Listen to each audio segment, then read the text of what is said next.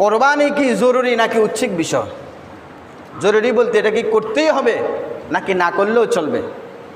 কোরবানি যারা স্বাবলম্বী, যারা বিত্তবান, পয়সাওয়ালা, টাকাওয়ালা, এদের প্রত্যেকের উপরে, যাদের কাছে পুরা বছর চলার পরে 80,000 টাকা উদ্বৃত্ত থাকে, অথবা ঘরের ভিতরে এমন কোনো আসবাবপত্র আছে যেগুলা সারা বছর ব্যবহার হয় না, কিন্তু যদি ওটাকে দাম যদি নির্ধারণ করা হয় তাহলে 80,000 টাকা অথবা তার থেকে বেশি মূল্য হয়ে যায়, তাহলে ওই ব্যক্তির উপরও কোরবানি ওয়াজিব। কোরবানি ওয়াজিব হওয়ার জন্য সারা বছর তার কাছে এই টাকা থাকতে হবে না, মাত্র 3 দিন যদি তার কাছে এই পরিমাণ টাকা থাকে তার উপর কোরবানি ওয়াজিব হবে।